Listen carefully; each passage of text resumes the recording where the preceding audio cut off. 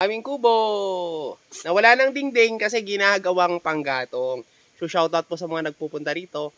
Huwag nyo naman po sanang gawing panggatong yung dingding ng aming kubo. So ayun mga bro, uwi na tayo.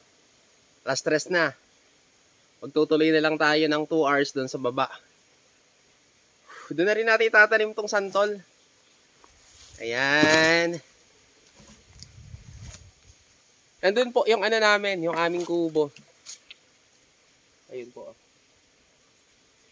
Aming kubo! Nawala ng dingding kasi ginagawang panggatong. So shoutout po sa mga nagpupunta rito. Huwag nyo naman po sanang gawing panggatong yung dingding ng aming kubo.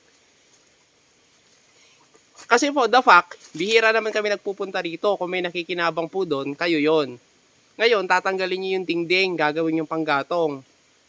Paano yan? Wala na tayong dingding. Maganda yan, magsasuggest ako sa inyo ha. Kung pupunta kayo dito, kumuha po kayo ng mga tuyong panggatong, ilagay nyo sa ilalim ng kubo. Tapos, pag kayo dito, yun ang gamitin nyo. Wag po yung aming dingding. Please lang po. So, uwi na tayo! Tara, Ri. Uwi na po. Tara. Uwi na tayo. Balik na tayo sa ibang araw.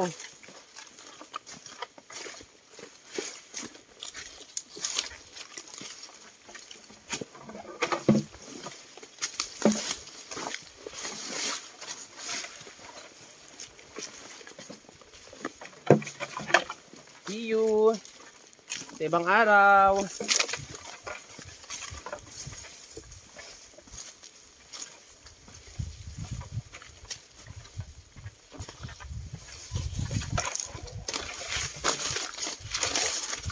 Okay ka na rin ah. Hindi na kita kailangan itawid-tawid sa sa tubig.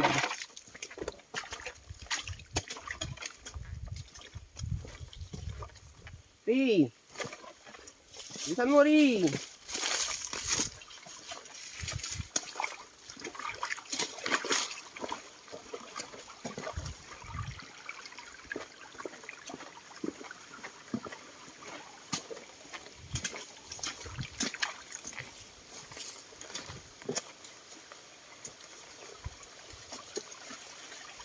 Bilisan mo, Ri. Saan si Ri? Ri! So, yun yung mga taniman natin. Oh, bro. Ay, buhay na buhay yung mga langka. Salamat naman po. Ayan. So, uwi na tayo.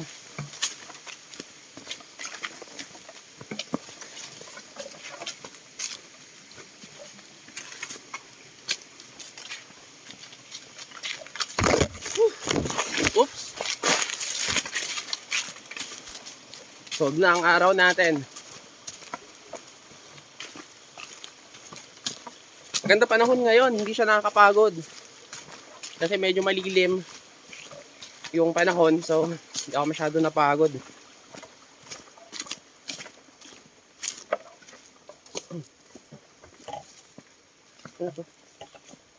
Okay.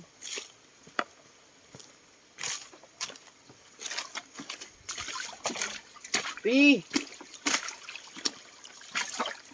Ri!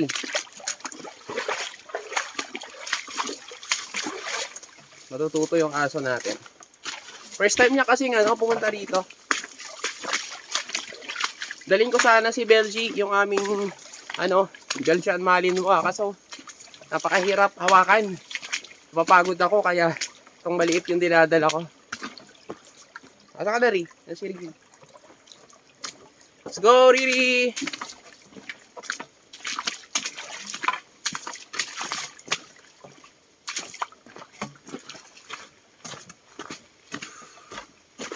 Yan yung pinakamalaking kahoy dito. Oh.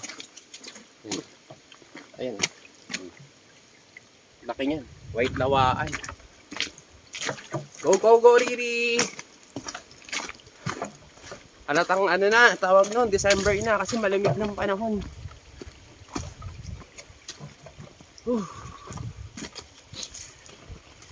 Pero alam nyo, totoo lang, kung tatamad-tamad ka, hindi ka pupunta rito para magtanim lang.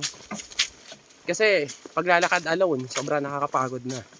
Tapos may bitbit ka pang mabigat, tapos itatanim mo pa. Oh, tapos titirahin ka pa ng mga lamok.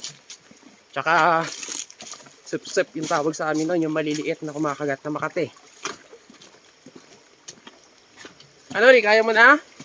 Ayan si Riri. Oh. Ano po yan, pure po yan na Japanese fish.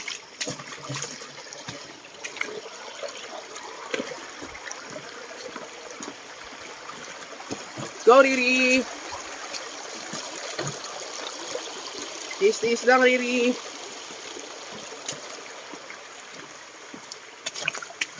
Makakaraos din tayo Riri! Ayan na siya. Oh, ayan. Let's go! Natuto kanina ayaw niyang ayaw niya sa tubig. Ngayon, marunong na siya.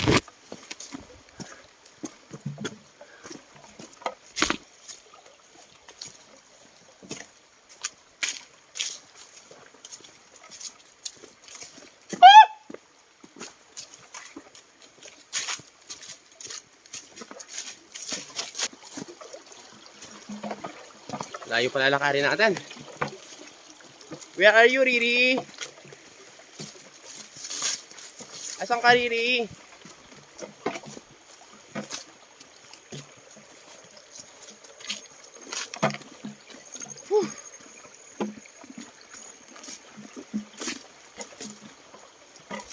Bilis, Riri. Last rest na. Magtutuloy tayo dun sa baba. Hindi magandang masyadong hapon dito sa dulo.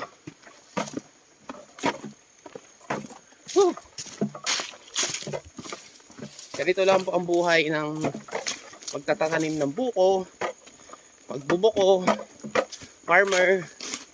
Mahirap. Pero that's life.